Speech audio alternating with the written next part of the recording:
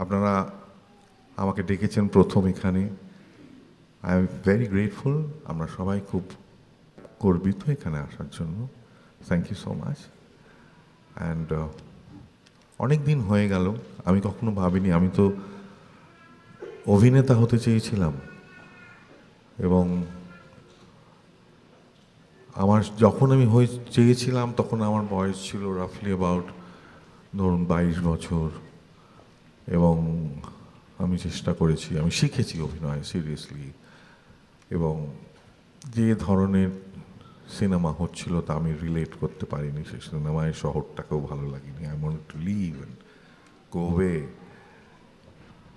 বার্লিনে theatre করার আমার সেই সিনেমার সঙ্গে আমি আইডেন্টিফাই করিনি। একটা লাল প্যান্ট পরে দৌড়দৌড়ি করা আমার কোনো ইন্টারেস্ট ছিল না। আর ভীষণ রোগা দেখতে ছিল আমাকে, বুঝলেন, খুব রোগা একটা। কেউ পছন্দ করতো না আমাকে, আমিও সিনেমার লোকেদের পছন্দ করতাম না। তো সামহাও এই একটা লোক, তার নাম মৃণাল সেন, সে আমাকে নিয়ে এলো টেনে টুনে। তো এই 22 বছর বয়সে আমি ঢুকে পড়লাম। উনি জোর করে আমাকে একটা অভিনয় করালেন, and that's how I fail in love with my city. এবং ভাল লেগে গেল শহরটাকে। 2-4 জন লোক আমায় কাজকর্ম দিয়েছে এবং তারপরে বিখ্যাত লোক তারা। আমি গেছি, বিদেশে গেছি, প্রাইজ নিয়েছি, কিন্তু অ্যাক্টর হিসেবে যে স্বীকৃতিটা আমি ভেবেছিলাম পাবো সেটা পেলাম না। এই করে অনেকগুলো বছর কেটে গেল। And but I loved my city. আমার শহরকে আমি ভালোবেসেছিলাম because of Mrinal Sen. And সেই ভালোবাসাটা, সেই শহরটাকে বুঝতে পেরেছিলাম, আমি চিনতে পেরেছিলাম। এবং সেই শহরের অনেক গল্প আমার মধ্যে জমা হচ্ছিল। সো একটা সার্টেন পয়েন্ট অফ টাইম আমার মনে হলো, যখন আমার একজন সহকর্মী একটা গিটার বাজিয়ে গান করলো 90s শুরুর দিকে, আমারও মনে হলো তাহলে একটু গান করি, কারণ কিছু হচ্ছে না আর কি। একটা অপর্ণা সেন, একটা মৃণাল সেন, একটা বুদ্ধদেব দাশগুপ্ত দিয়ে তো সংসার চলতে পারে না। I was married, I had a boy. তখন আমি গানটা শুরু করলাম। এই গান যে 30 বছর ধরে, 31 বছর ধরে মানুষ শুনবে আমি ভাবতেই পারিনি। So that's the short of it. And I am extremely grateful যে শুনেছেন, আমার রোজগার হয়েছে এবং এই গানের দৌলতে আমি ট্রাভেল করেছি সারা পৃথিবীতে। অ্যান্ড সেই ছেলে এখন বড় হয়ে মিউজিক ডিরেক্টর হয়ে গেছে, নীল।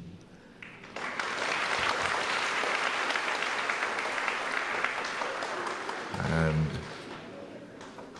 I am very very grateful that আমি যাদের সঙ্গে মানে বাজাচ্ছি আজকে, দে আর এক্সট্রিমলি ট্যালেন্ট, আমার থেকে অনেক বেশি ট্যালেন্টেড। আমি তো গান শিখিনি, আমি একটা রিদম গিটার নিয়ে দার্জিলিংয়ে চ্যাং চ্যাং করে জন ডেনভারের গান টান গাইতাম।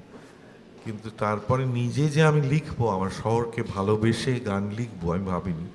আর যে মানুষগুলো সত্যি সত্যি মিউজিক শিখেছে, নীল শিখেছে আমার পেছনে, one of the finest drummers in my city, Debapratim Bakshi.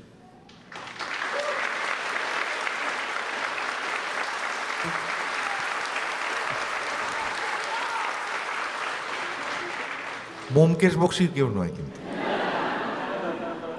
And the youngest of the lot আমার ডান দিকে, very fine bass guitar player. কত ভালো সেটা একটু পরেই আপনারা জানতে পারবেন। এবং অমিত এবং ও মিলে একটা অ্যালবাম ওরা বার করেছে। সে অ্যালবামটা এখানে আছে উদ্যোক্তাদের কাছে। আপনারা যদি কিনতে চান তাহলে সে অ্যালবামটা আপনারা কিনতে পারেন। আই এম এক্সট্রিম রাইট, সেই অ্যালবামটার যে বাজিয়েছে তার আমি ভাবিনি কোনো দিন। বাট সিনেমাতে যেরকম মৃণাল সেন আমার জীবনে দুম করে চলে এলো। So one of the finest musicians ভারতবর্ষের, গিটার গড অফ ইন্ডিয়া, আমার সঙ্গে বাজায় অমিত দত্ত।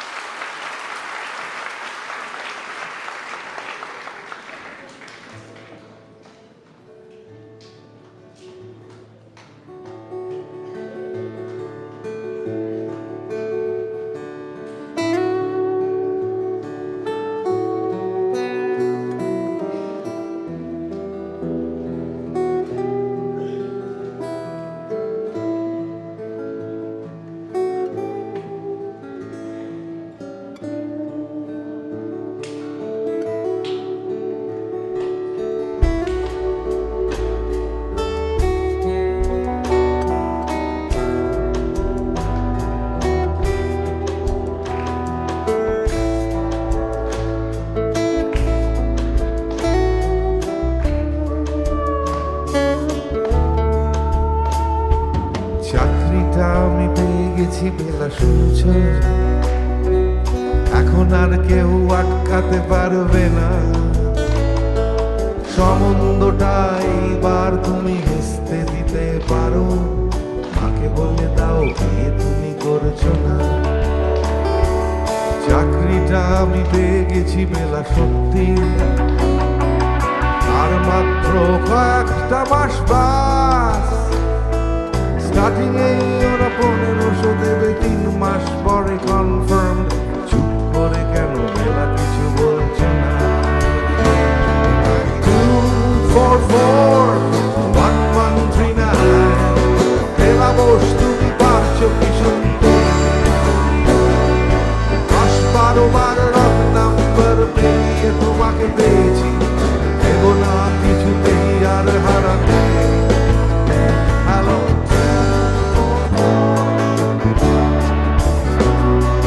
দিন না ডেকে বেলাকে একটিবার ভিতরে যাচ্ছে।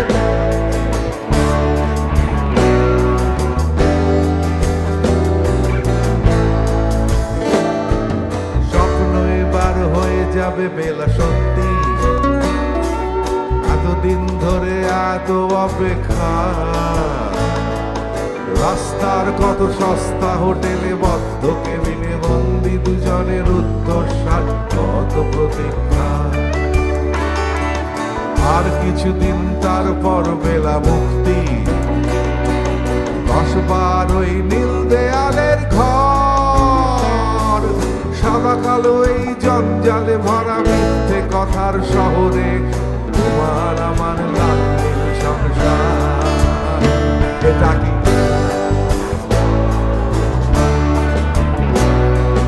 বেলা বোস, তুমি পারছো কি শুনতে?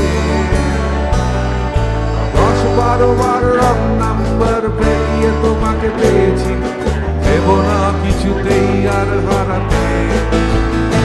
হ্যালো,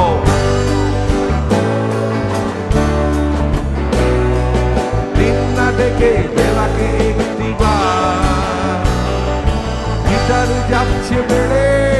পাবলিক টেলিফোনের জরুরি, খুব জরুরি দরকার।